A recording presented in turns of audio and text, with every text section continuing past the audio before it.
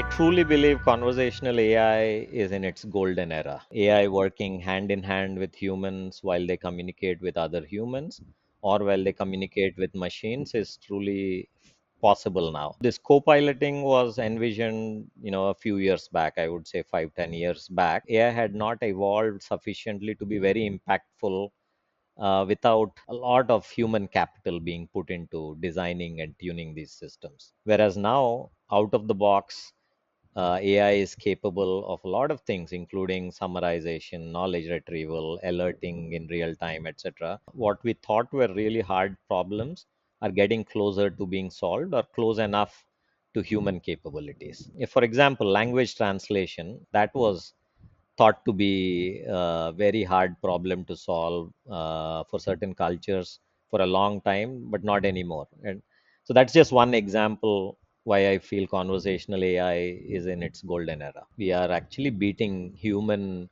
transcription capabilities with machines today. What that does now is move from beyond basic insights and information extractions to a lot more complex use cases where the speech services themselves can take a whole new context. Your customer journey itself can become a context to a speech service, and beyond transcription, the service will be very empathetic. For example, if it knows that you have already made 3 calls and there's the fourth connect to the contact center, the voice translation or voice output itself can sound a lot more apologetic for you having to contact the enterprise more than necessary, right?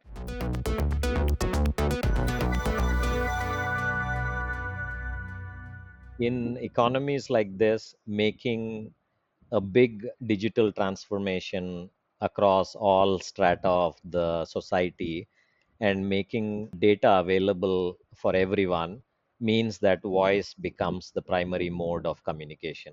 Just given that everyone has a smartphone and that's your portal of access, the containment rates there are hitting 80% in a lot of cases where you just get your problem solved without having to reach a human on the other end. But the remaining 20% is where the key is, because that's where frustration sets in if you can't solve that problem, and you will have customer churn. And we know the expense that is. Every customer that you lose, you spend about 2.5 times more than what you do to spend on acquiring a new customer. The human on the other end, which is the agent in this case, will have to be empowered with a lot of information. You don't want them to be asking the same questions again. You want them to be aware of what else has transpired between the customer and the enterprise. This is where AI comes into the picture and says, I will help you. I'm here to help you. I'm not removing you, Mr. Agent. I will give you this information in a very well thought out contextual way. And then you are the super agent at that point and solving complex problems.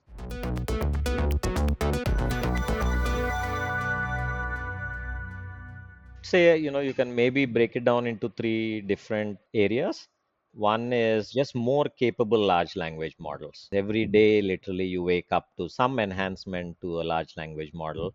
And it's also very interesting how open source and closed source systems are just going neck and neck.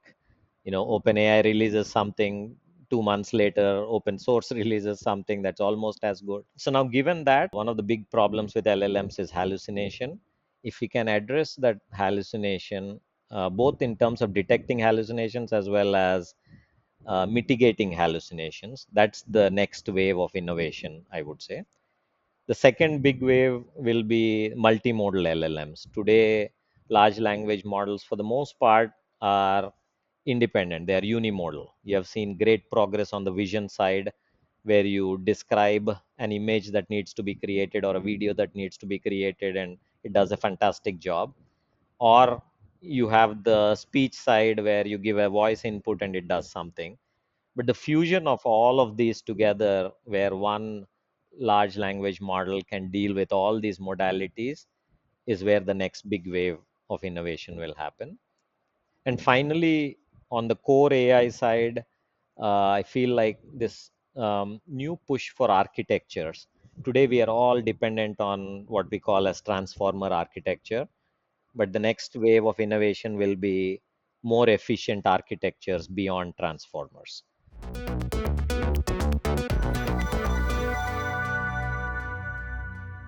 I think AWS has been a great infrastructure partner for us, almost necessary, I would say. It's not even like we thought twice before choosing AWS for our infrastructure, both for our innovation as well as growth. One of the things that I love about AWS and how they treat their customers, they really walked along with us on our journey of model building. What are all the efficiencies that we can bring into model building using AWS services? We had dedicated AWS team members work very closely with my group to figure out different pipelines where model building literally becomes a push of a button. They really help us build those pipelines and the underlying infrastructure. Additionally, what the AWS team does for their partners is identify areas where you can be more cost efficient. So that's counterintuitive. You would think that, well, AWS gets paid the more less efficient we are, but that's not how AWS works. They really care for making the most of what AWS has to offer, and our success is their success. They really think about it that way. So they've also identified many areas where we can reduce wastage of our compute that we use from AWS during both model building as well as model inferencing in production. The one big component we really use on a daily basis in our team in applied AI is SageMaker. We are, basically all in with SageMaker. Every model that we churn out on a daily basis goes through a SageMaker pipeline. They are not forcing us to use only their LLM. They actually offer specific systems pre-built where I can access other LLMs as easily as AWS's or Amazon's own. Leaders from various industries come together and talk about their experience in building an enterprise scale AI solution or any solution really using AWS as the backbone. There's a lot of learning that happens. I've seen their speech research grow from a very small team in early 2000s to getting Alexa out and just being so omnipresent around the world, right? So Amazon really has shown for decades now how they can innovate and really reach the masses. And I think that spirit continues with AWS. They really want AWS to power the most crucial of deployments out there, be it the space missions or the most critical backbones of countries with the revenue services or taxation, etc. But they really take pride in being the backbone infrastructure for very complex problems. Amazon Connect, which is the cloud contact service application from AWS, came from Amazon service centers. Imagine the number of hits the Amazon website has on Diwali. If they can handle that on AWS infrastructure, you don't need to have another customer referral to say, should I go build my stack on top of AWS, right? So that's the prowess that AWS brings.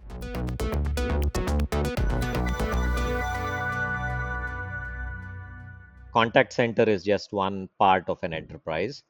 But there are so many aspects of AI that can really empower enterprises in different stages and different business units within those enterprises.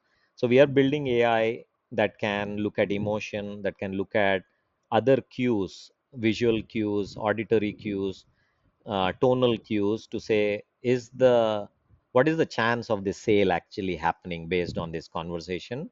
And as a salesman, what can you do differently or better to make this a successful interaction? That's one. Similarly, we are expanding to human resources. Can we use AI to automate a lot of the recruiting process? We don't need a human until we get into the interview process. Rest of it, including test taking, can be driven by AI. You can do a lot of that initial setup for your programming tasks in minutes instead of days. So they're already using that. Now imagine that being completely voice driven, even text driven. You just describe the problem and you get an answer. As an expert in this field, you will make a decision as to which of the things that AI suggested is useful, and you move on the customer facing side. I truly believe about 80% of the connects between customers and enterprises will be self driven. The time of conversational AI is upon us. Let's embrace it rather than thinking of it as another shiny technology that only the elites will use. It is for truly for the common good.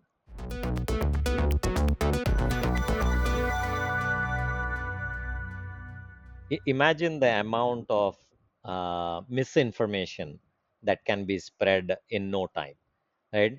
Elections, wars. I really worry about the impact at that scale, with generative AI creating images, deep fakes of people speaking. This can just overturn countries and economies and governments. Internet took a decade and a half for it to really become accessible to the common man. In the case of AI, it actually came to the common man first with chat gpt and then went to enterprises. If you think about it, the pyramid, the funnel was inverted. So that's the risk. The cat is out of the bag. So now we need to reel it back in and put guardrails around it.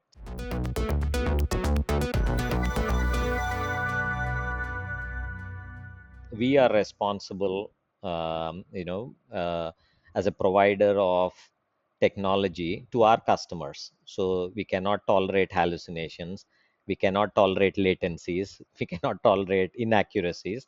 The role of applied AI is to make sure that there is monitoring of these models and systems, observability, which means if the model's accuracy is drifting from a certain point where it was acceptable to not so acceptable, we need to automatically figure that out, as well as making it cost efficient. You can't just keep throwing money at these problems, especially in areas like contact centers.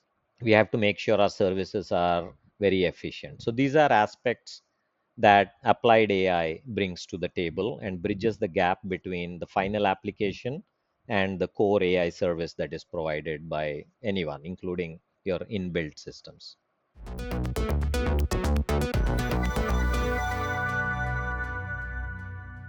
A small team can do as much as a big team. You just need to have the right vision and the right commitment to make it happen.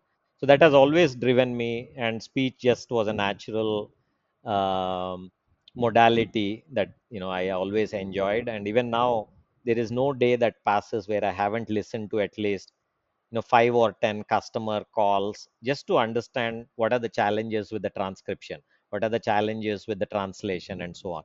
So I'm just so into speech that I can see a speech waveform and tell you what could have been spoken. So I'm at that. But that's the passion that I have. I really love that modality. And what drives me is the fact that the difference between speech and NLP is truly melding. There is no speech and NLP, there is speech plus NLP. Speech engines will be able to do most of what NLP does. NLP engines will be able to learn to transcribe and replace speech engines. So they're coming from both directions, and I love being in a time where we can be an innovator that will help gray that out completely.